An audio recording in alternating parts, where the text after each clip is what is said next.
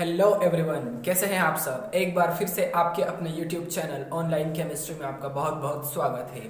आज हम पढ़ेंगे हेलो एल्केन की एक इम्पोर्टेंट रिएक्शन जिसका नाम है बीटा विलोपन अभिक्रिया, और इसके साथ में हम पढ़ेंगे एक और रूल जिसका नाम है सेट-जेफ्स रूल, सेट-जेफ का नियम। ठीक है, तो बने रहिए एंड तक मेरे साथ में, और इन दोनों ही क्वेश्चंस के आंसर आप इजी तरीके से कर पाएंगे अगर आपने वीडियो एंड तक देखा है तो। ठीक है, तो चलिए बात कर लेते हैं बीटा विलोपन अभिक्रिया के बारे में।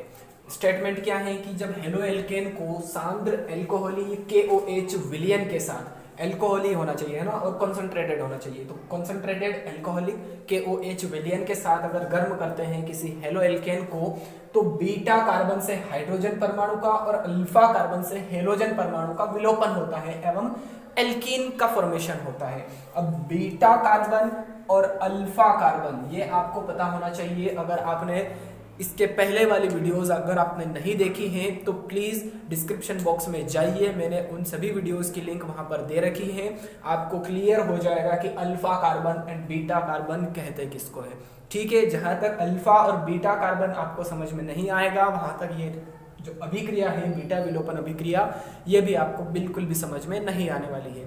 लेकिन चिंता करने की कोई बात नहीं है, इसी में भी मैं आपको थोड़ा सा बता दूंगा। ठीक है, तो रिएक्शन देख लेते हैं। हेलो एल्केन, अब हेलो एल्केन यानी कि हेलोजन परमाणु जुड़ा हुआ रहेगा किसी एल्केन के साथ में। ठीक है, तो उसको कहेंगे हेलो एल्केन। हेलो एल्केन ले लेते हैं एग्जांपल में एक्स मीन्स हेलोजन। ठीक है ना, एक्स मीन्स हेलोजन यानी कि जो ग्रुप नंबर 17 है, फ्लोरीन, क्लोरीन, ब्रोमीन, आयोडीन, ये होते हैं हेलोजेंस, और हेलोजेंस को एक्स से रिप्रेजेंट किया जाता है। ठीक है, अब कार्बन और कार्बन, अब अपने को पता है कि इन सभी पर हाइड्रोजन जुड़े हुए रहते हैं। कार्बन की वैलेंसी को कंप्लीट करने के लिए हाइड्रोजन ऐड करते हैं हम। ठीक है, हाइड्रोकार्बन्स में पढ़ा है हमने 11th क्लास में। तो ये हो गया हेलो एल्केन। अब हेलो एल्केन की रिएक्शन किसके साथ होती है?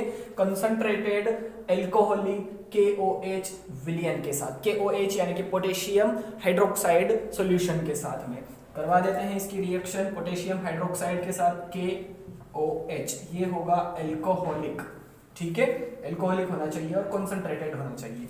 अब KOH से रिएक्शन होने के बाद में क्या होता है, जब गर्म करते हैं तो बीटा कार्बन से हाइड्रोजन परमाणु का, हाइड्रोजन एटम बीटा कार्बन से हट जाएगा, विलोपित हो जाएगा, और अल्फा कार्बन से हेलोजन परमाणु का विलोपन हो जाएगा। अब अल्फा और बीटा कार्बन किसको कहते हैं मैं आपको बता देता हूं कि जिस कार्बन से हेलोजन परमाणु, हेलोजन एटम डायरेक्टली जुड़ा हुआ है वो कार्बन कहलाएगा हमारा अल्फा कार्बन, और अल्फा कार्बन से डायरेक्टली अटैच कार्बन हो जाएगा आपका बीटा कार्बन। मींस हेलोजन परमाणु ये है तो हेलोजन परमाणु से डायरेक्टली अटैच कार्बन ये है, सो ये हो जाएगा अल्फा, एंड अल्फा से जुड़ा हुआ डायरेक्टली वो हो जाएगा बीटा। आई थिंक आपको क्लियर हो गया होगा। जरूरी नहीं है कि सिर्फ हेलोजन परमाणु ही हो, हेलोजन परमाणु के साथ साथ में कोई सब्स्टिट्यूएंट भी हो सकता है यहाँ पर। ठीक है, जुड़ा हुआ, या फिर कोई फंक्शनल ग्रुप भी हो सकता है। तो या तो हेलोजन परमाणु हो, या कोई सब्स्टिट्यूएंट हो, या कोई फंक्शनल ग्रुप हो, तो उससे डायरेक्टली अटैच जो कार्बन होगा वो आपका हो जाएगा अल्फा कार्बन, और अल्फा कार्बन से डायरेक्टली अटैच बीटा कार्बन। तो I think alpha and beta carbon आपको अच्छे से क्लियर हो गया होगा। तो यहां से अब देखिए बीटा कार्बन से क्या होगा, हाइड्रोजन परमाणु का विलोपन हो जाएगा, और अल्फा कार्बन से हेलोजन परमाणु का विलोपन हो जाएगा। यानी कि ये अल्फा कार्बन है तो इस हेलोजन परमाणु का विलोपन हो जाएगा, और बीटा कार्बन से इस हाइड्रोजन परमाणु का विलोपन हो जाएगा। जरूरी नहीं है कि सिर्फ ये हाइड्रोजन परमाणु ही विलोपित हो, ये भी हो सकता है एंड ये भी हो सकता है। बीटा कार्बन से जितने भी हाइड्रोजन जुड़े हुए हैं वो सभी बीटा हाइड्रोजन कहलाएंगे, और उसमें से कोई सा भी हाइड्रोजन रिमूव हो सकता है। ठीक है, तो अब देखते हैं।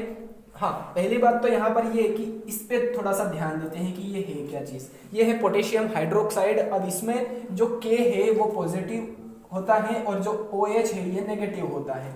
ठीक है, यानी कि जो KS ब्लॉक फर्स्ट एलिमेंट जो होते हैं वो हमेशा +1 चार्ज लिए हुए होते हैं। ठीक है, एक इलेक्ट्रॉन डोनेट करते हैं, सो इन पर आता है +1। ठीक है, तो एक पॉजिटिव होता है इस पे और OH जो होता है नेगेटिव होता है। अब हमें पता है कि जो हेलोजन्स होते हैं इसमें एक इलेक्ट्रॉन की कमी होती है अपना ऑक्टेट कंप्लीट करने के लिए, तो ये हमेशा क्या होंगे, नेगेटिव होंगे, क्योंकि एक इलेक्ट्रॉन को रिसीव करते हैं, गेन करते हैं। ठीक है, तो ये K और ये X ये दोनों हो जाएंगे KX के रूप में बाहर। ठीक है, तो अब अल्फा कार्बन से हेलोजन परमाणु का विलोपन हो गया, लिखा ही है यहाँ पे कि अल्फा कार्बन से हेलोजन परमाणु का विलोपन होता है, तो अल्फा कार्बन से हेलोजन परमाणु का विलोपन हो गया। अब बीटा कार्बन से, यानी कि ये बीटा कार्बन, इस बीटा कार्बन से हाइड्रोजन परमाणु का भी विलोपन हो जाएगा, यानी कि इस बीटा कार्बन से या तो ये या फिर ये, इन तीन में से कोई भी एक हाइड्रोजन बाहर हो जाएगा। किसके साथ बाहर होगा, देखिए ये OH और ये H, मान लेते हैं कि ये वाला हाइड्रोजन बाहर होगा। ठीक है, आप ये भी कर सकते हैं, ये भी कर सकते हैं, कोई दिक्कत नहीं है। तो ये OH और ये H किसके रूप में बाहर हो जाएगा, H2O के रूप में। ठीक है, तो H2O के रूप में ये बाहर हो गया। अब बचा क्या, ये कार्बन और इसके पास दो हाइड्रोजन। ठीक है, ये कार्बन और इसके पास ये दो हाइड्रोजन, ऊपर वाला हाइड्रोजन OH के साथ चला गया, ये वैलेंसी फ्री हो गई। अब सिंगल बॉन्ड C, ये कार्बन और इसके पास भी दो हाइड्रोजन है। ठीक है, तो एक हाइड्रोजन ये, एक हाइड्रोजन ये, इसके पास भी एक वैलेंसी फ्री हो गई है, क्योंकि ये हेलोजन परमाणु X के साथ में KX के रूप में बाहर हो गया, पोटेशियम हेलाइड के रूप में बाहर हो गया। KX मींस पोटेशियम हेलाइड और ये वाटर मॉलिक्यूल। अब ये दोनों पोजीशन खाली हो गई, ये दो वैलेंसी फ्री हो गई इन दोनों कार्बन्स की, तो ये जो बॉन्ड है ये ब्रेक यहां से हो जाएंगे और यहां पर आ जाएगा, डबल बॉन्ड का फॉर्मेशन हो जाएगा। तो इस प्रकार से ये एल्कीन बन जाएगा। कौन सा एल्कीन बनेगा, देखिए दो कार्बन, तो दो कार्बन के लिए एथ और डबल बॉन्ड है तो इन, इस प्रकार से ये बन गया एल्कीन। और कौन सा एल्कीन बना, एथीन। ठीक है, समझ में आ गया। एक कार्बन, दो कार्बन के लिए एथ और दोनों कार्बन में डबल बॉन्ड है तो इन, है ना, डबल बॉन्ड का जो सफिक्स होता है वो इन होता है। तो इस प्रकार से ये बन गया हमारा एथीन।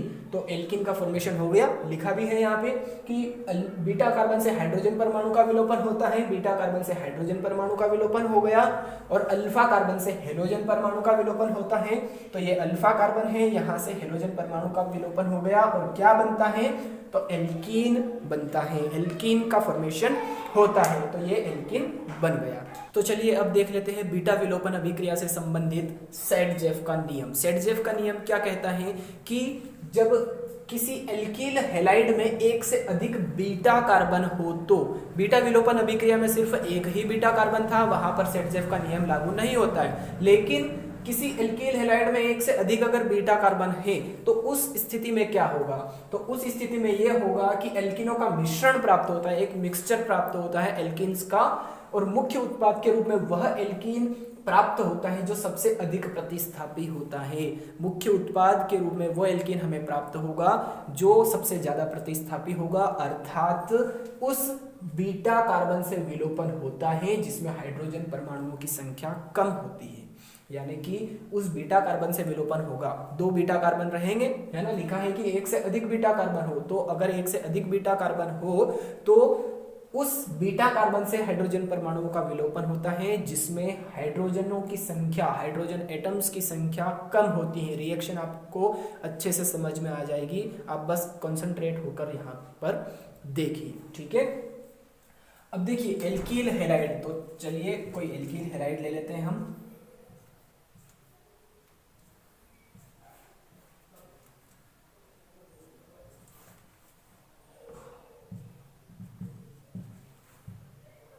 ठीक है, ये एल्कील हैलाइड ले लिया, हाइड्रोजन एटम्स जोड़ देते हैं, आपको और अच्छे से क्लियर हो जाएगा। 1 और 3 4, इसकी वैलेंसी देखी जाए तो 1 और 2, यानी कि 2 हाइड्रोजन और ऐड करना पड़ेगा। यहाँ पर 1 2 3, यानी कि सिर्फ 1 हाइड्रोजन ऐड करना है, और यहाँ पर 3। ठीक है, अब इसकी रिएक्शन किसके साथ होगी, वही एल्कोहलिक KOH विलयन के साथ होगी। ठीक है, प्लस KOH।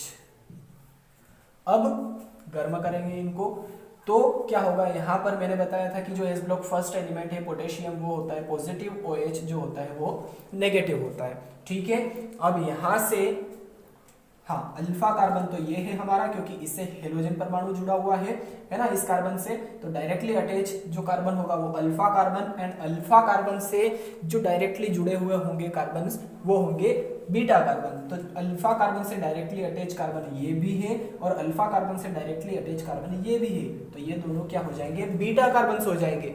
ठीक है, समझ में आ रहा है। ये अल्फा कार्बन क्यों, क्योंकि हेलोजन परमाणु इस कार्बन से डायरेक्टली अटैच है, तो ये alpha carbon, and alpha carbon से दो कार्बन डायरेक्टली जुड़े हुए हैं, सो ये हो जाएंगे आपके बीटा कार्बन। ठीक है, यहां तक क्लियर है सभी को। अब देखते हैं कि क्या होता है कि एल्कीन का मिश्रण प्राप्त होता है। जब इन दोनों की रिएक्शन होती है, गर्म करते हैं, तो एल्कीन्स का मिश्रण प्राप्त होता है। सबसे अधिक प्रतिस्थापी होता है वही मेन प्रोडक्ट होगा, वही मुख्य उत्पाद के रूप में हमें प्राप्त होगा। अर्थात उस बीटा कार्बन से विलोपन होता है, इससे या इससे, किससे विलोपन होगा, जिसमें हाइड्रोजन की संख्या कम होती है। अब हाइड्रोजन की संख्या इसमें अधिक है, इसमें कम है। यहाँ पर 2 हाइड्रोजन है, यहाँ पर 3 हाइड्रोजन है। ठीक है, तो एक बार विलोपन यहां से होगा और एक बार विलोपन यहां से होगा। तो इस प्रकार से 2 एल्कीन्स का फॉर्मेशन होगा यहाँ पर। ठीक है, तो देखते हैं फर्स्ट एल्कीन कौन सा बनेगा यहाँ पर। अब ये K और ये Br, ये दोनों तो बाहर हो जाएंगे किसके रूप में, KBr के रूप में। जैसा कि पिछली बार हमने करा था रिएक्शन में, बीटा विलोपन अभिक्रिया में KBr बाहर हो गया था। और अब ये OH और यहां से, है ना, इस कार्बन से हम विलोपन कर रहे हैं फर्स्ट पहले वाले एल्कीन में, तो यहां से विलोपन हो जाएगा, तो एक हाइड्रोजन चला जाएगा इस OH के साथ, तो ये H2O के रूप में बाहर हो गया। अब यहां पर क्या बचा, C एंड H, क्योंकि एक H तो इस OH के साथ चला गया H2O बना के। ठीक है, तो यहां पर सिर्फ एक ही H बचा है। अब बनेगा क्या, देखिए, पहला एल्कीन CH3, फिर यहां पर क्या बचा, CH बचा, बिकॉज एक हाइड्रोजन इसके साथ चला गया, तो CH बचा, ये लिखा CH, फिर सिंगल बॉन्ड CH, ये हो गया CH। Br भी चला गया इसके साथ में, है ना, K के साथ में, KBr, तो ये वैलेंसी खाली हो गई। फिर है CH3, ये हो गया CH3। ठीक है, अब देखिए इस कार्बन की वैलेंसी देखिए, 1 2 3, यानी कि एक वैलेंसी बाकी है इसकी, एक वैलेंसी कंप्लीट नहीं है। इस कार्बन की देखें तो 1 2 3 और 4, लेकिन यहाँ पर कोई एटम जुड़ा हुआ नहीं है, तो इसलिए ये बॉन्ड यहाँ पर आ जाएगा और डबल बॉन्ड का फॉर्मेशन हो जाएगा। तो इस प्रकार से इस कार्बन की वैलेंसी भी कंप्लीट और इसकी भी कंप्लीट। देखते हैं 1 2 3 4 कंप्लीट है इसकी देखते हैं 1 2 3 एंड 4। तो इस प्रकार से ये एक एल्कीन प्राप्त हो गया। ठीक है, अब यहां से विलोपन हो गया है। ठीक है, यहां से विलोपन हो गया। अब विलोपन करेंगे इस कार्बन से, इस कार्बन से एक हाइड्रोजन परमाणु को बाहर करना है H2O के रूप में। तो क्या बनेगा, देखिए जरा, दूसरा एल्कीन का फॉर्मेशन होगा CH3 single bond, CH2 as it is रहेगा, क्योंकि पहले यहां से विलोपन हो गया है, अब यहां से नहीं करना, अब इस कार्बन से विलोपन करेंगे हाइड्रोजन परमाणु का। ओके, तो CH2, इसके बाद क्या है CH, और फिर क्या, यहां पर एक हाइड्रोजन इस OH के साथ चला जाएगा H2O बना के, तो यहां पर एक हाइड्रोजन चला गया तो 2 हाइड्रोजन बचेंगे। ठीक है, तो वहां पर क्या लिखेंगे हम, CH2 लिखेंगे, CH2 क्यों लिखा, क्योंकि एक हाइड्रोजन OH के साथ चला गया वाटर मॉलिक्यूल बनाकर। ठीक है, समझ में आ रहा है सभी को। तो अब देखिए यहां पर जो है एक हाइड्रोजन चला गया इस कार्बन से, इसकी वैलेंसी देखिए तो 2 और 1 3, यानी कि एक वैलेंसी बाकी है इसकी भी, है ना, कंप्लीट नहीं है।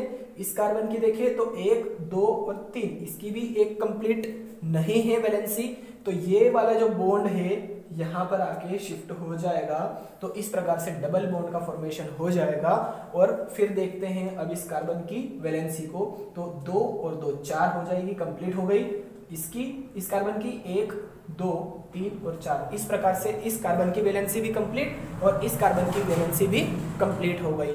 अब मेन प्रोडक्ट के रूप में, मुख्य उत्पाद के रूप में कौन सा एल्कीन प्राप्त होगा, जो सबसे अधिक प्रतिस्थापी होगा, और क्या, अर्थात उस कार्बन से विलोपन होगा, है ना, उस बीटा कार्बन से। अब 2 बीटा कार्बन है, एक ये है और एक ये है, तो उस बीटा कार्बन से विलोपन होगा जिसमें हाइड्रोजन परमाणुओं की संख्या कम होती है।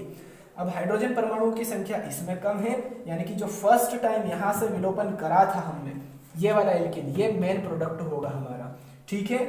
नाम क्या है इसका, नंबरिंग करेंगे 1 2 3 4, 4 कार्बन के लिए ब्यूट, सेकेंड पे डबल बॉन्ड है तो ब्यूट 2 इन, ये हो जाएगा हमारा मुख्य उत्पाद, मेन प्रोडक्ट। और ये क्या है, 1 2 3 4, 4 कार्बन इसमें भी है तो ब्यूट, नंबरिंग इधर से करेंगे है ना, तो 1 पे डबल बॉन्ड है तो ब्यूट 1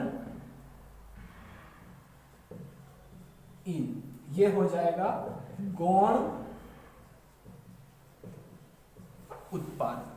तो आई थिंक पूरी जो रिएक्शन थी बीटा विलोपन अभिक्रिया और जो सेट जेफ का नियम था वो भी आपको अच्छे से क्लियर हो गया होगा। अगर आपको फिर भी क्लियर नहीं हुआ तो वीडियो को पीछे ले जाइए, वापस से देखिए, आपको अच्छे से क्लियर हो जाएगा ये। तो अगर आपको ये वीडियो पसंद आया तो प्लीज़ वीडियो को लाइक ज़रूर कीजिएगा, अपने 12th के फ्रेंड्स के साथ शेयर कीजिएगा इसे, और अगर आप इस चैनल पर नए हैं तो चैनल को भी सब्सक्राइब कर लीजिए और बेल आइकन प्रेस कीजिए ताकि आगे आने वाले वीडियोज़ की नोटिफिकेशन भी आपको टाइम पर मिलती रहे। ठीक है, धन्यवाद, जय हिंद।